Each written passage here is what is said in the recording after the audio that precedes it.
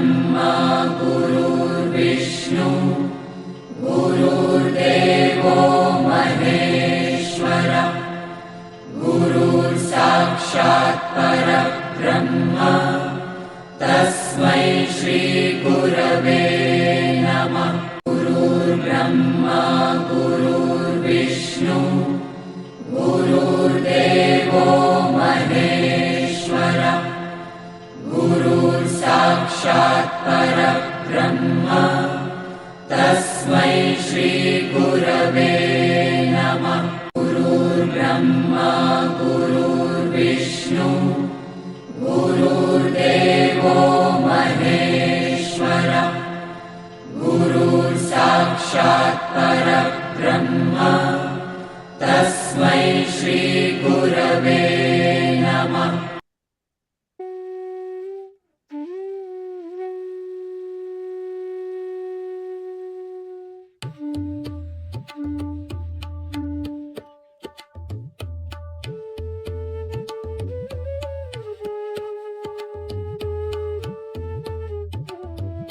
भगवद्गीता ज्ञानेश्वरीच्या आधारे सुरू असलेल्या ह्या प्रवचन मालिकेचे शीर्षक अध्यात्म यात्रा असे आहे।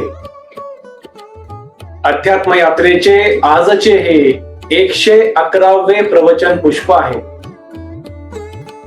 ह्या अध्यात्म यात्रेत सहभागी झालेले माझे सर्व सहप्रवासी साधक बंधू भगिनी आपल्या प्रत्येकाच्या हृदयात सदैव उपस्थित व उपलब्ध असणाऱ्या भगवंतास गुरुतत्वास साष्टांग नमस्कार। ही प्रवचन मालिका भगवान श्रीकृष्ण प्रभू श्री राम संत ज्ञानेश्वर माऊली व सद्गुरु श्री ब्रह्मचैतन्य गोंदवलेकर महाराजांच्या आशीर्वादाने आधाराने कृपेने इच्छेने व फक्त त्यांच्याच कर्तृत्वाने सुरू आहे। आपण भगवद्गीता ज्ञानेश्वरीचा 10वा अध्याय विभूती योग याचे अध्ययन रूपी श्रवण करत आहोत। कालच्या मागील 110व्या प्रवचन पुष्पात आपण शुद्ध ज्ञान कोणाला लाभते याचे अध्ययन रूपी श्रवण केले। आजच्या 111व्या प्रवचन पुष्पात आपण देवाच्या विशेष आणि मुख्य विभूती कोणत्या आहेत याचे अध्ययन रूपी श्रवण करणार आहोत। आजचे 111वे प्रवचन पुष्प हे या अध्यायाचे 10व्या विभूती योग या अध्यायाचे शेवटचे प्रवचन पुष्प आहे। पुढील 112व्या प्रवचन पुष्पापासून आपण भगवद्गीता ज्ञानेश्वरीचा 11वा अध्याय विश्वरूप दर्शन योग याचे श्रवण सुरू करणार आहोत। दररोज प्रमाणे आजच्या प्रवचन पुष्पाच्या शेवटी भगवान श्रीकृष्ण व संत ज्ञानेश्वर माऊली आजच्या अर्जुनाला आजच्या सामान्य माणसाला कोणता संदेश कोणता उपदेश देणार आहेत हे देखील आपण ह्या प्रवचन पुष्पाच्या शेवटी समजून घेऊयात। अमर असलेल्या अतिपवित्र असलेल्या कुरुक्षेत्राच्या रणांगणावर युद्धभूमीवर गुरु श्रीकृष्ण व शिष्य अर्जुनाचा एकमेकांसाठी सर्वस्व असणारे गुरु शिष्याचा सुख संवाद मधुर संवाद अमर संवाद अतिपवित्र संवाद सुरू आहे। गुरु श्रीकृष्ण शिष्य अर्जुनाला विविध विषयावर मार्गदर्शन करत आहेत आणि ह्या मार्गदर्शनाचे शिष्य अर्जुन मनोभावे श्रवण करत आहे आणि हळूहळू क्रमाक्रमाने टप्प्याटप्प्याने शिष्य अर्जुन स्थिर, शांत व प्रसन्न होताना स्पष्ट जाणवत आहे. भगवान श्रीकृष्णांची, गुरु श्रीकृष्णांची शिष्य अर्जुनाकडून एकमेव अपेक्षा ही आहे की अर्जुनाने त्याचे कर्म सर्वोत्तम प्रकारे, सर्वोत्कृष्ट प्रकारे करावे आणि ते कर्म करत असताना स्थिर, शांत व प्रसन्न चित्त ठेवावे. अर्जुनाची ही स्थिरता, शांतता, प्रसन्नता पाहून आत्मज्ञानाचे सदैव अजरामरपणे तळपत असणारे ज्ञान सूर्य गुरु श्रीकृष्ण, प्रसन्नतेचे, विनम्रतेचे सर्वोच्च दीपस्तंभ असणारे गुरु श्रीकृष्ण, प्रेमाचे, करुणेचे, दयेचे, आनंदाचे, समाधानाचे सर्वात खोल महासागर असणारे गुरु श्रीकृष्ण, विवेकाचे सर्वोच्च पर्वत असणारे, महापर्वत असणारे गुरु श्रीकृष्ण अत्यानंदी होतात, अतिप्रसन्न होतात आणि शिष्य अर्जुनाशी पुढे संवाद साधण्याची सुरुवात करतातच. तेवढ्यात शिष्य अर्जुन त्याच्या गुरूंना, गुरु श्रीकृष्णांना दोन अतिबुद्धिमान प्रश्न विचारतो. शिष्य अर्जुन गुरु श्रीकृष्णांना विचारतो, गुरुराया, अहो भगवंता, तुम्ही मला तुमच्या कोणकोणत्या विभूती आहेत हे सांगा आणि कोणत्या विभूतीचे कोणत्या भावामध्ये मी चिंतन करावे, मी स्मरण करावे, कोणकोणत्या विभूतीमध्ये मी तुम्हाला पाहावे हे जरा मला समजावून सांगा हो गुरुराया. असा बुद्धिमान प्रश्न विचारल्यानंतर गुरु श्रीकृष्ण अगदी प्रेमाने परत आपल्या शिष्य अर्जुनाच्या प्रश्नाचे उत्तर देण्यास सुरुवात करतात. गुरु श्रीकृष्ण म्हणतात, अरे अर्जुना, माझ्या अनंत विभूती आहेत रे. माझ्या विभूतींचे वर्णन करत गेल्यास हा काळ देखील पुरणार नाही रे अर्जुना. या सृष्टीचा जो पूर्ण काळ आहे तो देखील अपुरा पडेल रे अर्जुना. पण तरी देखील त्यातल्या त्यात माझ्या मुख्य आणि विशेष विभूती कोणत्या आहेत हे मी तुला समजावून सांगतो आणि त्या विभूतीचे कोणत्या भावाने चिंतन करावे, स्मरण करावे, त्याचे पूजन करावे हे देखील मी तुला समजावून सांगतो आणि ते तू नेहमीप्रमाणे स्थिर व शांत चित्ताने समजून घे अर्जुना. अर्जुना, ह्या सृष्टीच्या अणुरेणू मध्ये, या सृष्टीतील प्रत्येक सजीव आणि निर्जीव वस्तूमध्ये,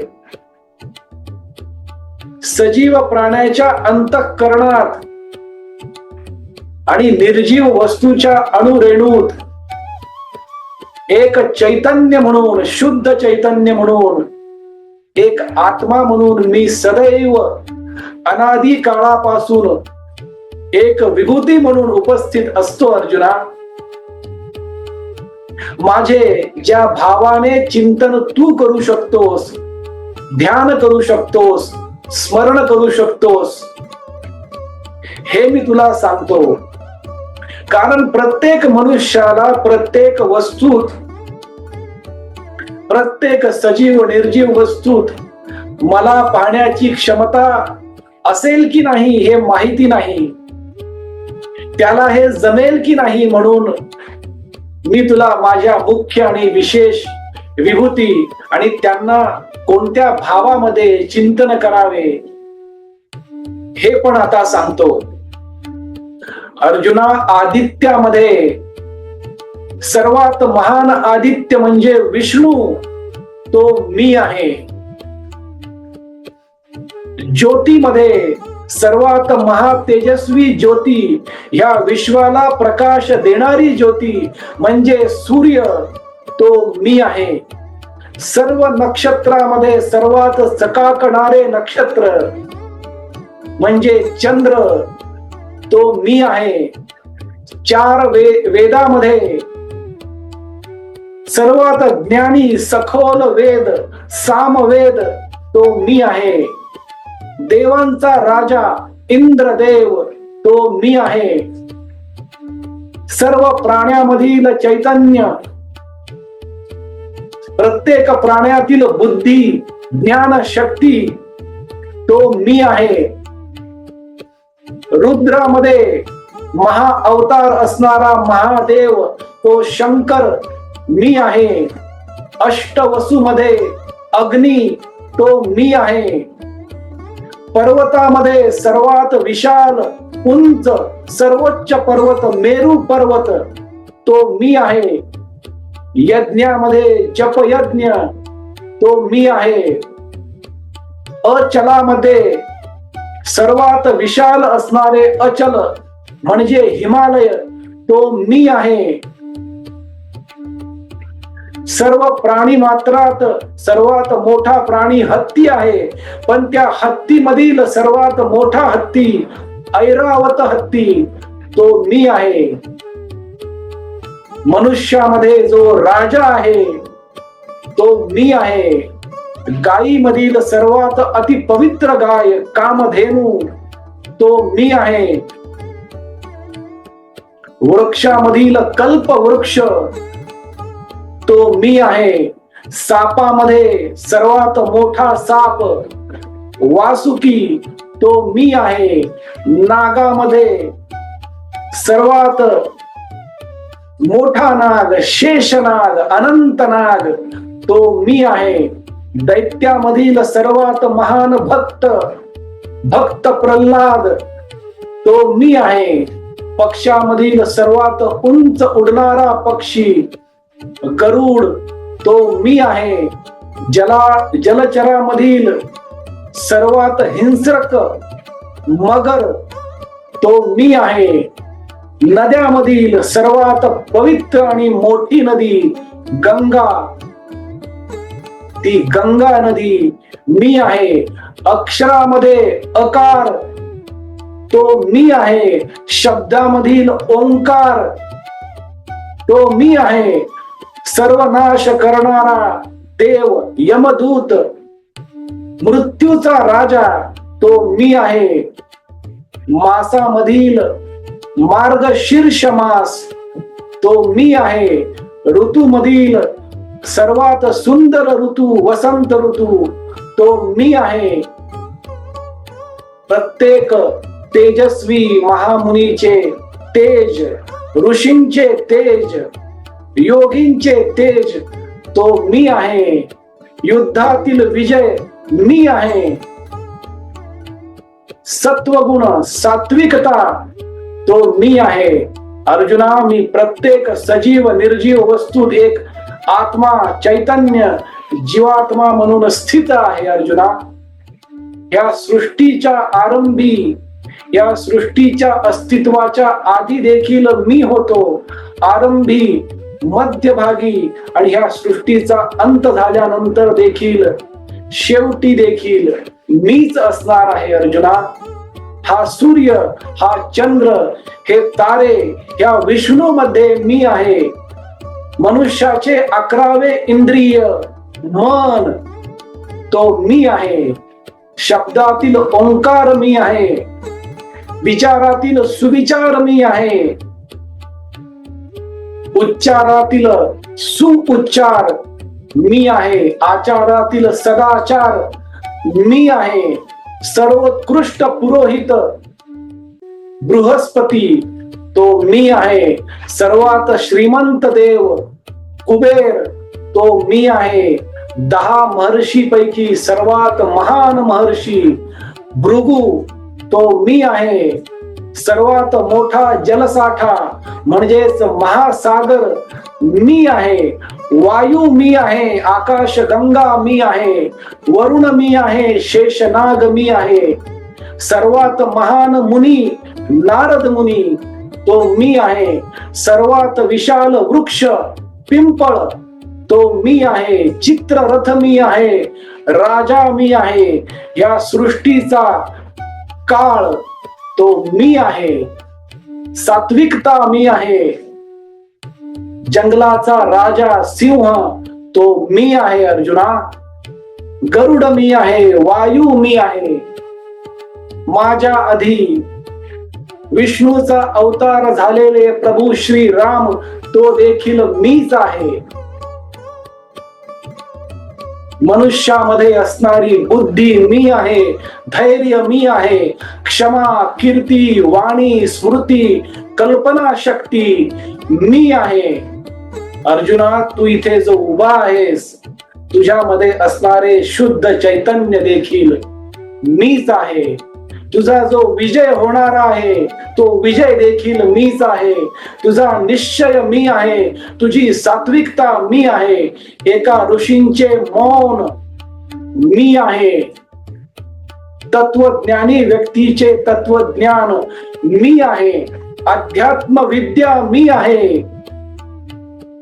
अर्जुना माझ्याकडे अनंत विभूती आहे, जे काही सर्वोत्तम आहे, या सृष्टीतील प्रत्येक सर्वोत्तम गोष्ट मी आहे अर्जुना.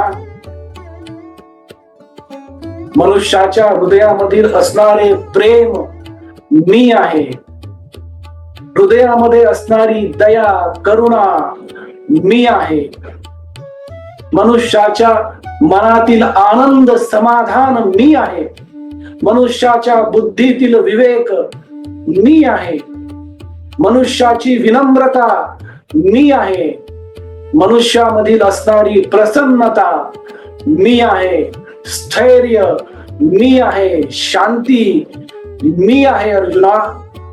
मी प्रत्येक ठिकाणी सजीवात, निर्जीवात, चरात, अचरात, चलात, अचलात, दृश्य आणि अदृश्य भावनेत देखील मीच आहे अर्जुना.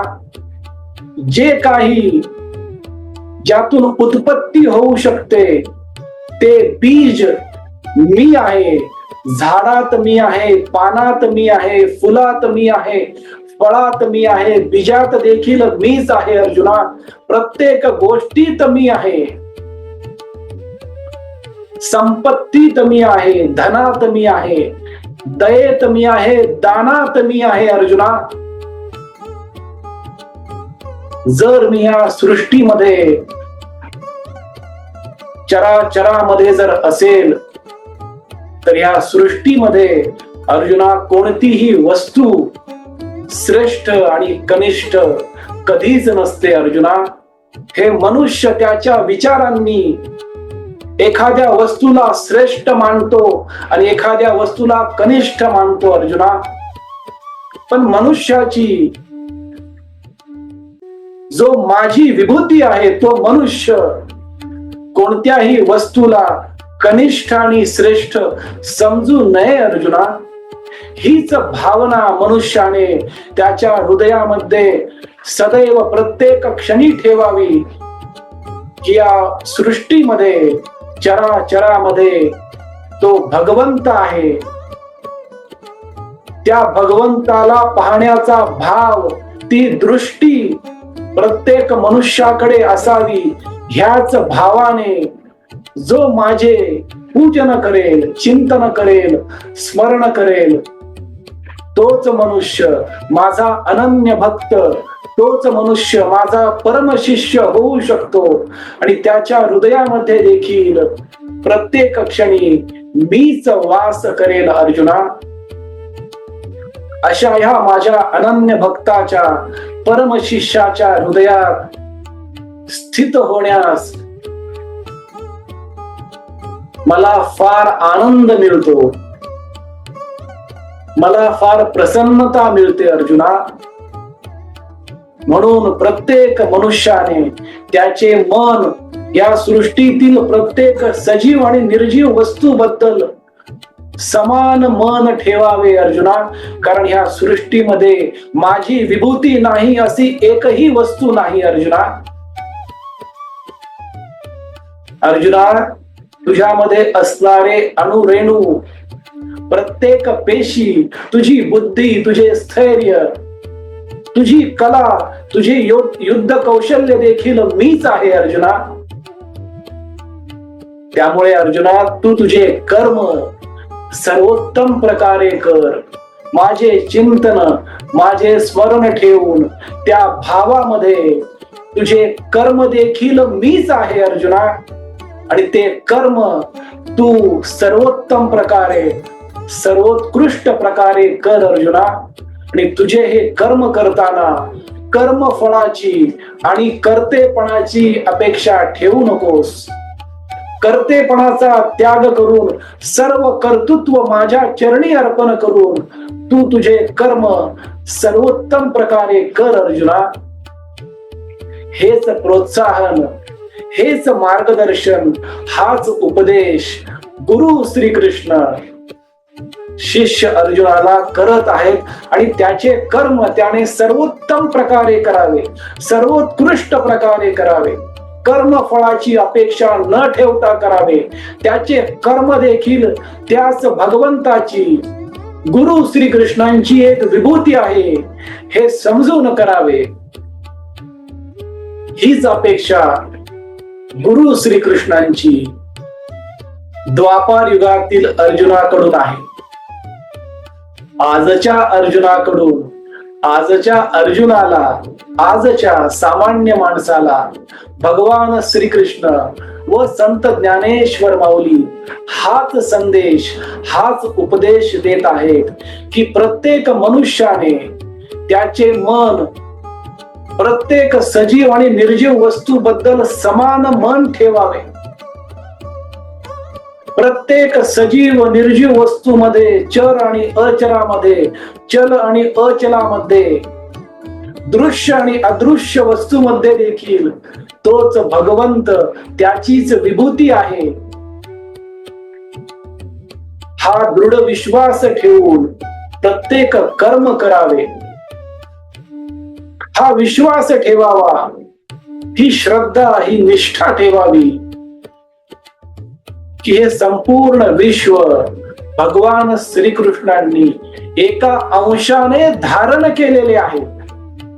ही संपूर्ण सृष्टी म्हणजे त्या भगवान श्रीकृष्णांचा, त्या प्रभू श्री रामांचा एक अंश आहे.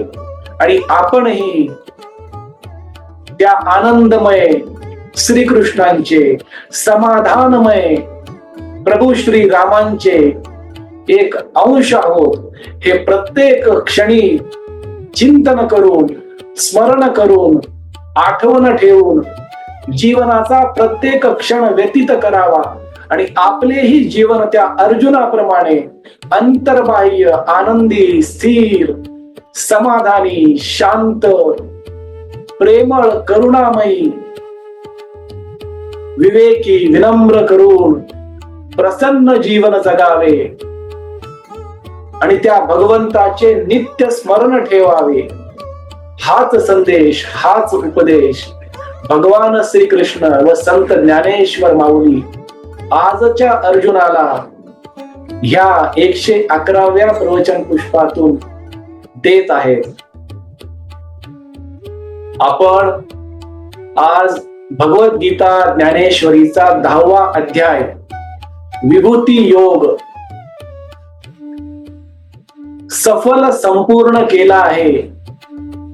ह्या अध्यायाच्या सफल संपूर्णतेसाठी आपण भगवान श्रीकृष्ण, प्रभू श्री राम, संत ज्ञानेश्वर माऊली व सद्गुरु श्री ब्रह्मचैतन्य महाराजांची कृतज्ञता व्यक्त करू.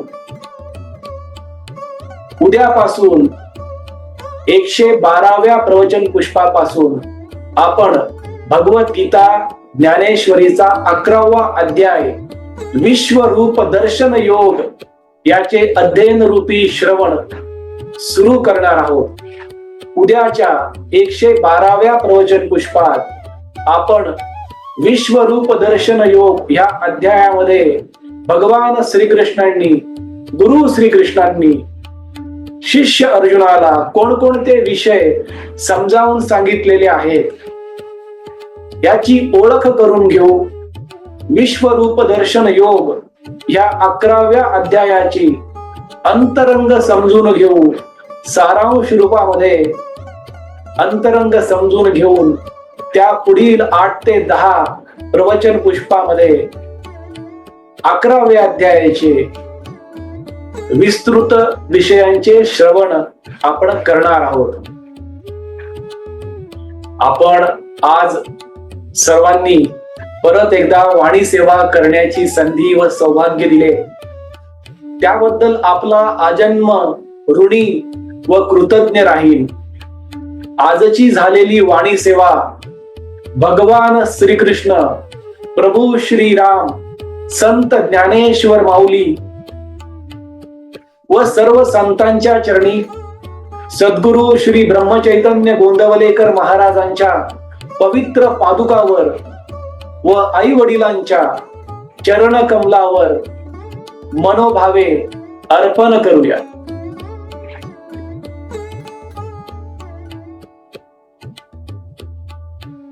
हरे राम राम राम हरे हरे, हरे कृष्ण कृष्ण कृष्ण हरे हरे, हरे राम राम राम हरे हरे, हरे कृष्ण कृष्ण कृष्ण हरे हरे.